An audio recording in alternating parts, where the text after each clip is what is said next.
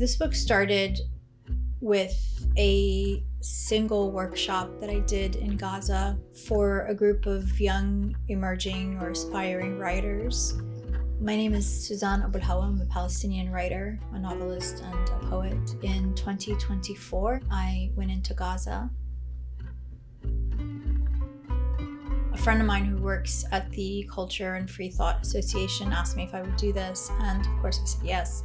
I held several more of these sessions with the same writers, and some of the pieces that they wrote were really moving, and I didn't want them to I didn't want it to end there, and so I had the idea to put them in a collection. This moment in history should be narrated by the people, by the victims, by the people who lived it, by the people who intimately understand its horrors. And that's what I wanted to do ultimately. All of these young people were displaced. Many of them had experienced extraordinary loss, but they were intellectually curious. They were people who didn't want to just live as biological creatures looking for food and water, which is what their lives had been reduced to. They wanted intellectual stimulation. They wanted creative expression. They wanted to feel like they had a place in the world, intellectually, creatively. They would go to great lengths to get to the meeting places. Sometimes they'd have to take transportation by donkey carts. Sometimes they just walked for hours to get there. Each person would read their story, and then we'd go around the group, and each person in the group would give their feedback to the story. And at the end, after everybody had given their feedback, I would give my feedback. When you try to compress a story as big as Genocide into a few pages, you lose a lot of color, you lose sound, you lose texture, you lose emotion.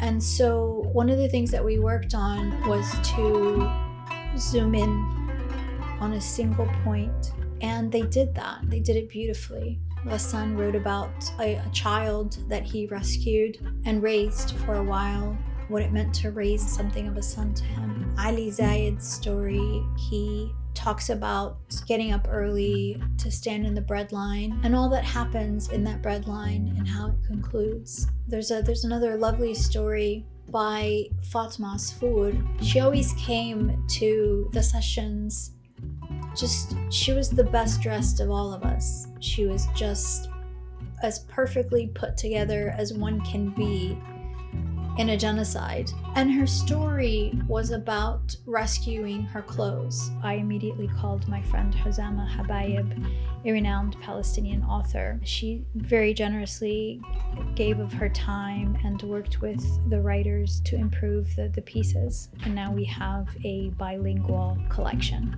One of the greatest weapons that Palestinians have, that Israelis will never have, is actual memory, generational, ancestral memory in the land.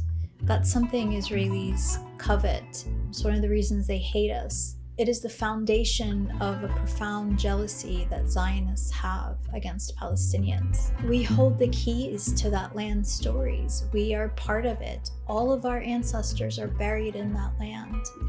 They're not buried in Poland or Ukraine or France or anywhere else. I want people in Gaza to write their stories, to tell their stories in their own words, with their own pens, with their own pain. When people like you are just killed, like ants are killed, without a thought, like it's nothing, when your life means nothing. Being seen, being actually seen means everything.